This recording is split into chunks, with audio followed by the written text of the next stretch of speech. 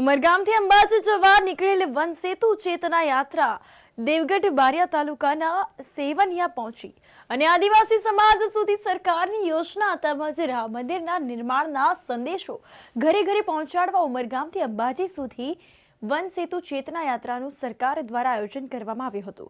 જે યાત્રા દેવગઢ બારિયા તાલુકાના સેવનિયા ગામે ચાપટિયા હનુમાનજી મંદિર ખાતે રાજ્યકક્ષાના વન અને પર્યાવરણ મંત્રી મુકેશ પટેલની અધ્યક્ષતામાં યાત્રા પહોંચી હતી।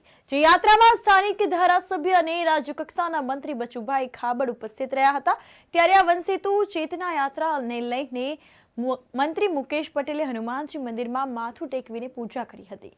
તો આ અંતર્ગત આદિવાસી સમાજના લોકો સુધી યોજનાઓ કોંગ્રેસની સરકારમાં નહોતી પહોંચી તે દરમિયાન યોજના દેશના વડાપ્રધાન નરેન્દ્ર મોદી પહોંચાડી રહ્યા છે। ત્યારે સ્થાનિક વન મંડળીના સભ્ય સાથે વાર્તાલાપ કરીને સરકારની યોજનાઓથી થતા ફાયદા અંગે ચર્ચા વિચારણા પણ કરી હતી।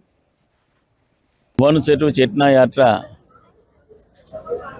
ઉમરગામથી અંબાજી સુધી તારીખ 18 તારીખથી આ યાત્રા નીકળી છે।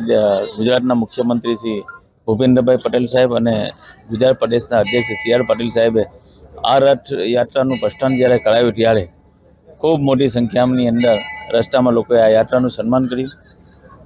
આ યાત્રાનો મુખ્ય ઉદ્દેશ જે રીતે 20 વર્ષમાં સરકારે કરેલા કામો, ખાસ કરીને અત્યારે જ દેશના વડાપ્રધાન નરેન્દ્રભાઈ મોદી સાહેબે PM જન્મની યોજના એ યોજના લોન્ચ કરી છે। એમાં 24,000 જેટલા કરોડનું બજેટ જે દેશની 75 જેટલી જ્ઞાતિ અને ગુજરાતની 5 જેટલી જ્ઞાતિઓ જેવી આદિમ જૂથમાં સમાવેશ થાય એના માટેનો જે લાભ છે એ લાભ અમે ઘરે ઘરે સુધી પહોંચાડવાનો આ યાત્રાનો મુખ્ય ઉદ્દેશ છે।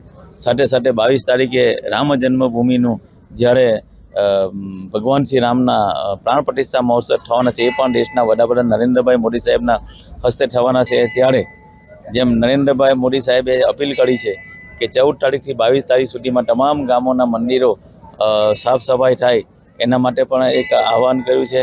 22 તારીખે તમામ લોકો આ એક ઉત્સવમાં જોડાય અને જે 22 તારીખે આપણું રામ રાજ્ય ફરી શરૂ થઈ રહ્યું છે। રામ રાજ્યની અંદર તમામ લોકો સુખી સંપન્ન રહે એ માટે આ યાત્રા નીકાળવામાં આવી છે।